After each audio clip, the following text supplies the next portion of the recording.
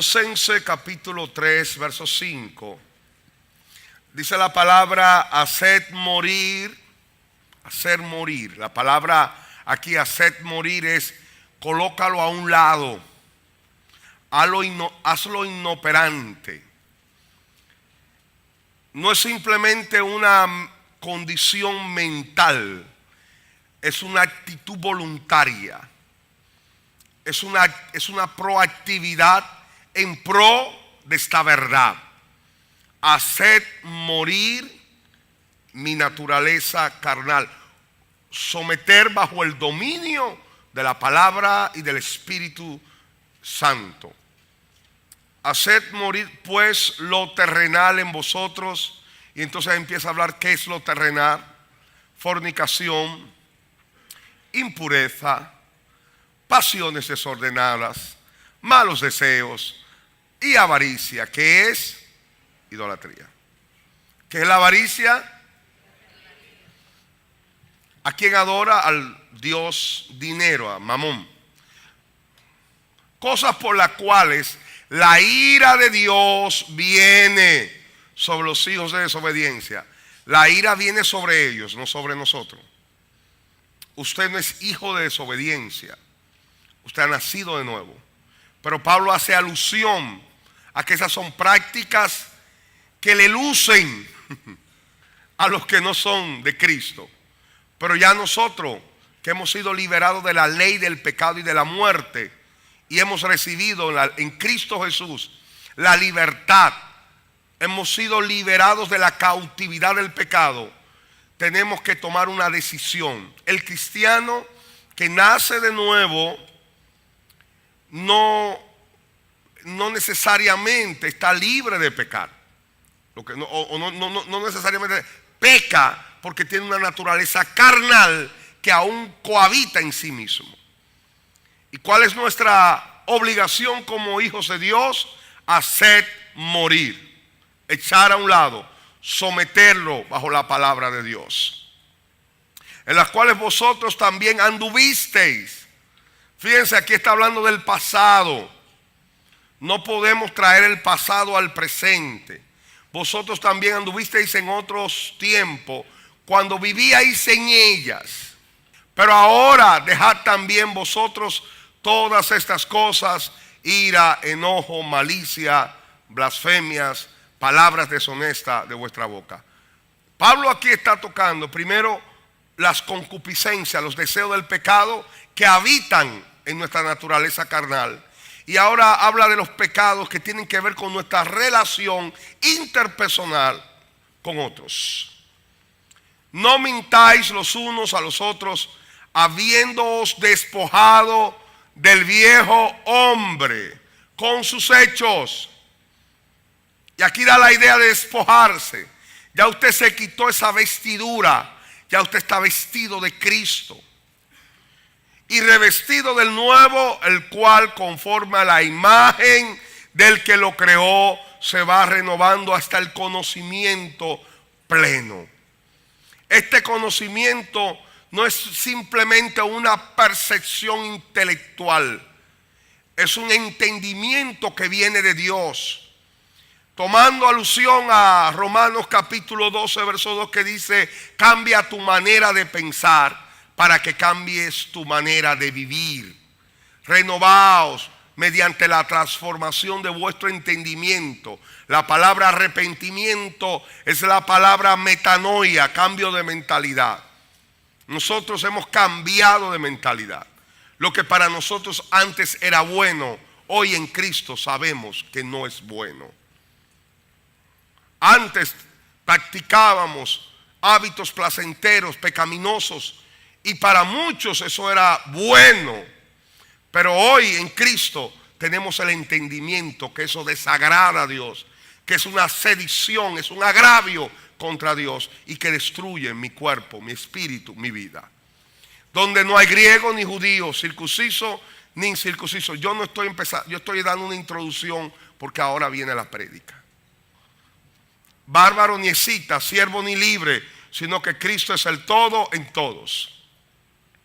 Vestidos pues como escogidos de Dios, santos y amados, de entrañable misericordia, de benignidad, de humildad, de mansedumbre, de paciencia. La palabra, Pablo usa dos palabras para hablar de paciencia: macrotumia y hupomone. Hupomone significa permanecer temperante, permanecer bajo grandes presiones con la misma fe, sin perder los estribos. La palabra hupo es debajo, monen significa permanecer, y habla de esa capacidad que recibimos en Cristo de estar sometido a grandes presiones, a grandes aflicciones, y no perder la fe, no perder la confianza, no perder el control. Esa es la palabra paciencia, hupomone. Pero hay otra palabra que es la que Pablo usa aquí, que es la palabra macrotumia, que no es la paciencia de soportar dificultades adversas. Macrotumia es la tolerancia a personas de carácter difícil, como por ejemplo la suegra. No, macrotumia, cuando usted le diga: necesito mucha macrotumia para tratar contigo, necesito tolerancia. Esa es la palabra longanimidad en castellano. Longanimidad, macro significa, cuando algo es macro, es gran. Macrotumia habla de longanimidad, tolerancia. Y hoy yo quiero hablar de la tolerancia a personas de carácter muy difícil. Y esto es primeramente para el pastor y después para ustedes. Si nadie es ministrado, pues a mí me va a ministrar. Hoy me voy a predicar a mí mismo, porque a mí es difícil soportar caracteres difíciles. Amar a aquellos a quienes son difíciles de amar. Qué lindo que Dios nos coloca al lado de personas difíciles de amar. ¿Y cómo vamos a amar a nuestros enemigos si no hay enemigos? ¿Y cómo vamos a orar por los que nos maldicen si no hay alguien que nos maldiga? ¿Y cómo vamos a interceder y a bendecir a los que nos persiguen si no somos perseguidos? Por lo tanto, es la soberana voluntad de Dios que tú tengas personas que sean tus enemigos, que te maldigan, que te persiguen y que guarden tus palabras. No oigo ningún amén. Soportaos unos a otros y perdonaos unos a otros. Si alguno tuviere queja contra otro, vaya donde el pastor y quéjese. ¿No es así que lo dice? O critíquelo, deshonre su honor, desprestígielo. Si hay alguien aquí, yo no sé si hay alguien aquí, pero si hay alguien aquí que tiene alguna queja contra alguien o contra mí, contra quien sea, yo quiero aplicar la palabra de Dios. De la misma manera como Cristo te perdonó, también hazlo tú.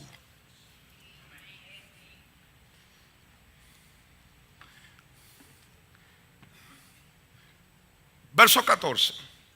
Y sobre todas estas cosas, vestíos de amor, que es el vínculo perfecto. Hoy quiero que usted cambie el ropaje de su closet. Hoy quiero que tú te vistas con la camisa de longanimidad y con el vestido del amor.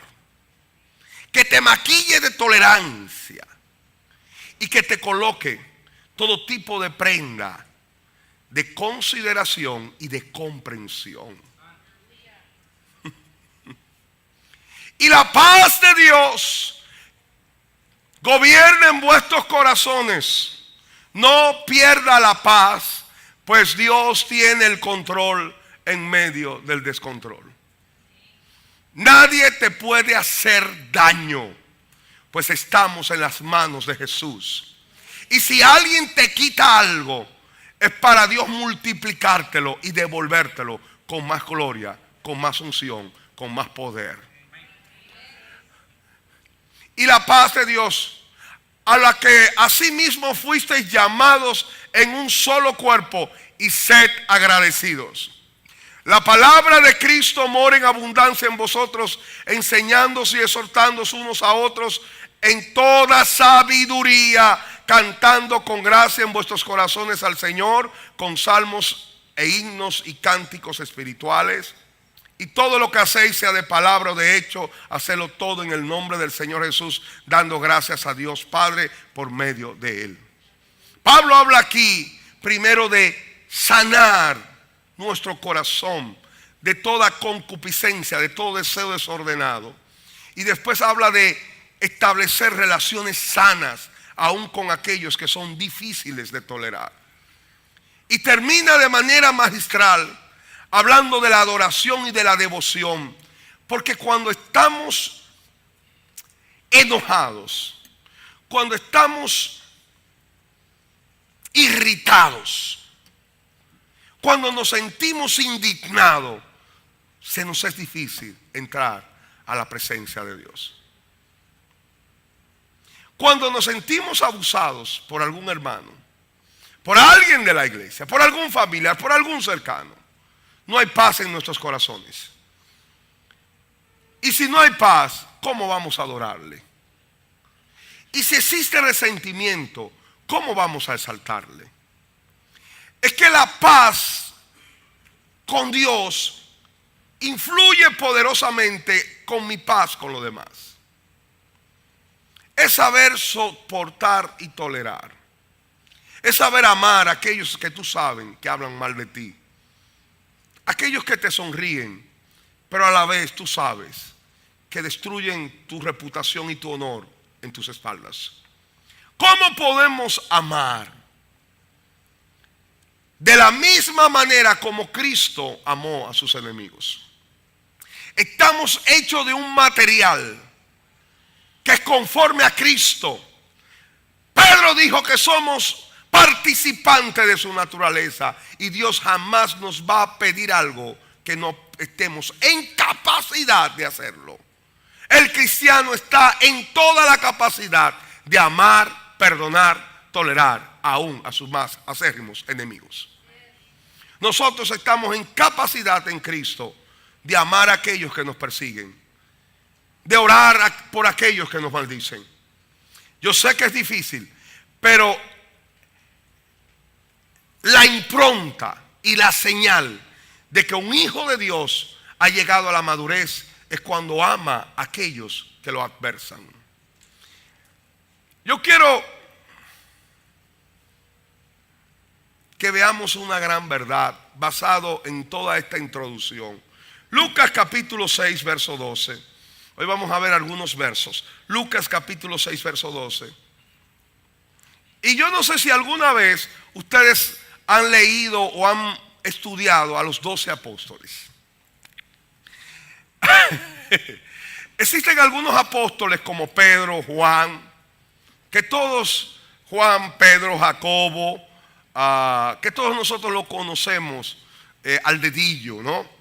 Tenemos informaciones de ellos. Pero existen algunos que alguien me dijo, pastor, algunos como Leveo, como Tadeo, como Simón, el celote, parece que estaban ahí para completar el número 12, pero nunca se supo de ellos.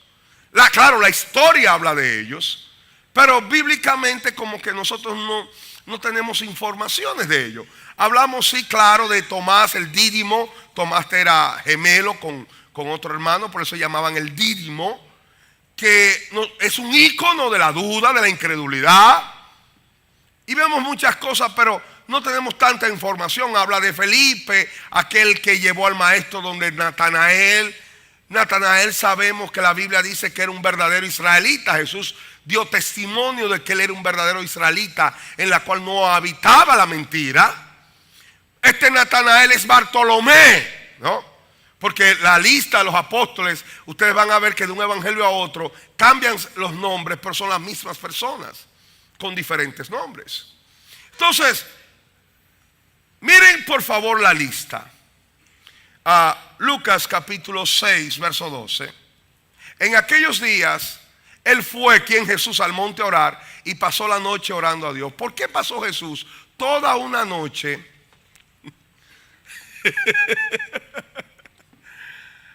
Y cuando era de día, o sea, toda la noche, estamos hablando más o menos de 8 a 12 horas, llamó a sus discípulos y escogió a 12 de ellos, a los cuales también llamó apóstoles. ¿Por qué orar toda una noche para simplemente tener 12 nombres?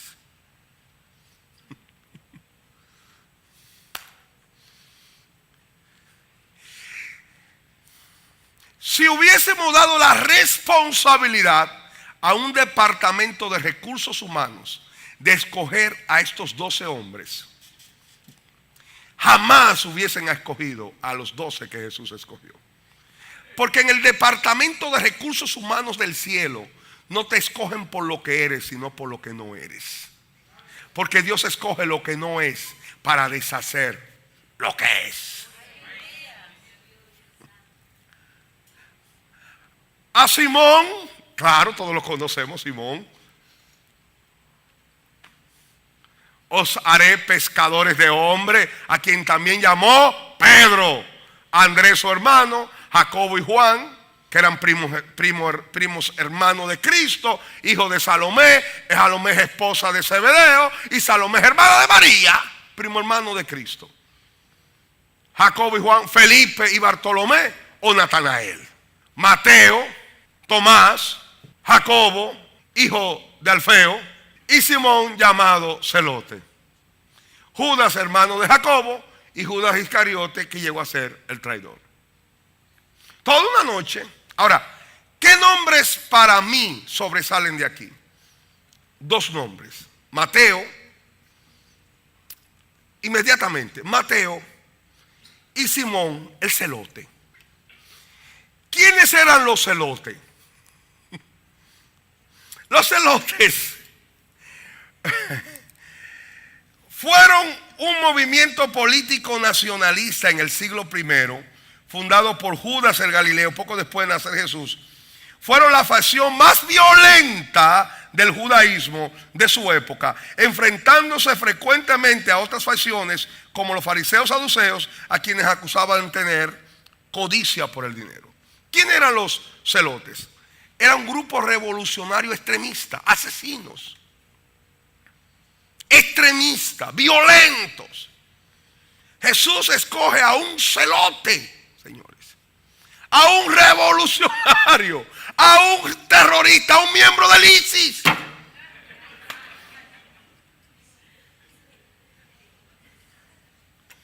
El origen de la palabra sicario. ¿Cuánto oído hablar de la palabra sicario?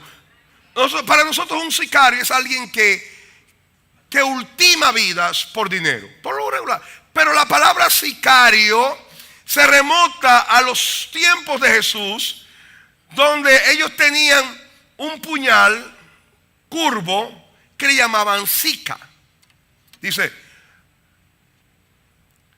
la secta judía de los sicarios, también conocido como los celotes, a los celotes se llamaban sicarios, fueron los primeros en utilizar este puñal durante la ocupación romana en Palestina. El sicarí era la persona que escondía un puñal llamado sícar entre sus ropas y apuñalaba a los romanos o a los simpatizantes de los mismos durante la asamblea pública. ¿Quiénes eran los celotes? Eran personas que cuando habían asambleas, las fiestas judías, ellos tenían un puñal que era bastante pequeñito, curvo. ¡Fuéquete! Y ahí estaba la gente desangrándose con los intestinos, con las vísceras afuera. Era un puñal pequeñito. Se llama sícar, los sicaris. ¡Fuéquete!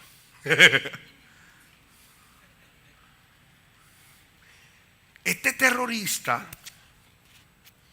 fue escogido por Jesús como uno de sus discípulos. Ahora, lo que me extraña no es eso. Es que Jesús, aparte de este señor llamado Simón el Celote, escoge a Mateo, que es un publicano. ¿Quién es un publicano? Un cobrador de impuestos aliado del Imperio Romano.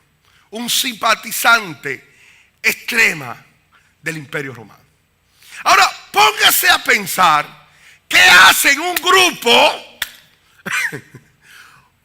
un terrorista y un publicano. Mateo el publicano, el escritor del Evangelio de Mateo, Leví. Jesús escoge a un publicano y a un celote. Ahora, ¿cómo dormía Mateo todos los días? Con un ojo abierto y otro cerrado.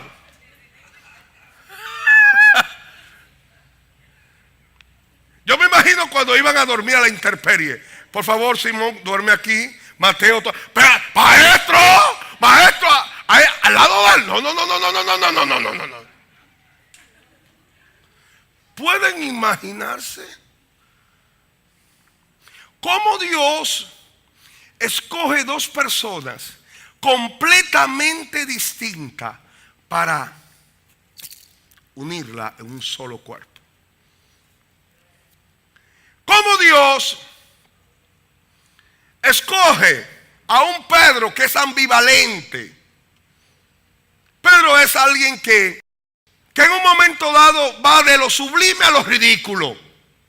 Pedro dice en un momento, cuando Jesús les cuestiona acerca de su identidad: oh, tú eres el Cristo, el Hijo del Dios viviente. Y el Señor Jesús dijo: oye, Simón, tú te llamas Petro, piedra pequeña, y sobre esta Petra, esta declaración de fe, edificaré mi iglesia. Y a ti te digo, te daré las llaves del reino. Eso no te lo reveló carne ni sangre, sino mi Padre que está en los cielos. Y Pedro dice: Y Jesús empieza a decir que tiene que ir a Jerusalén, padecer en manos de los gentiles y de los judíos. Y él empieza a reconvenir al maestro. Señor, ¿cómo es posible? Tú no tienes consideración de ti. Y Jesús tiene que decirle: apártate de mí, Satanás. Miren la ambivalencia, miren los extremos de Pedro. El hombre que es capaz de hablar con una revelación divina y en pocos minutos ser un instrumento del mismo Satanás. El Pedro que es capaz de caminar sobre las aguas, tener la fe de caminar sobre las aguas, y segundo después decir: maestro, ayúdame. El Pedro que cuando Jesús estaba lavando los pies, le dijo: Señor, tú no me lavas los pies. Y el Señor le dice: ¿cómo? Si yo te lavo los pies, no tienes parte ni suerte conmigo en el reino. Dice: Señor, los pies no. Si es así, el cuerpo, la cabeza, todo. Él va de un extremo a otro. El hombre que es capaz de sacar su propia espada, no sé si se lo tomó prestado a Simón el celote, y le corta la oreja a Marco. Y pocos minutos después se está negando al maestro. No ven a un Pedro ambivalente.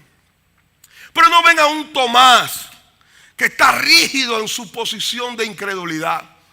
A un Tomás que dijo en una ocasión: ustedes conocen la historia, si no metiere mi mano en el costado de Jesús y no tocare con mis propios dedos las llagas de sus manos, no creeré que Jesús ha resucitado. Y 8 días después el Señor se le presenta y le dice a Tomás: Tomás, mete tu mano en mi costado, pon tus dedos en mis llagas y no seas incrédulo sino creyente. Bienaventurados los que creen sin ver. Y él le dijo: Señor mío y Dios mío. Pero este no es solamente una de las ínfulas y las actitudes de incredulidad de Tomás. Cuando el Señor Jesús dijo: oye bien claro, Lázaro duerme. Y los discípulos dijeron: si duerme, resucitará. Jesús está hablando del dormir, de la muerte física. Y Jesús dijo claramente: no. Lo que yo estoy diciendo es que Lázaro ha muerto. Y es el mismo Tomás que dijo: pues vamos y moriremos con él. Estaba perdido, desorientado. su posición incrédula. ¿Y qué de Jesús y sus dos primos hermanos? Jesús es un dechado de paciencia, de amor, de mansedumbre. Es aquel que dijo: yo no he venido a condenar al mundo, sino a salvarlo.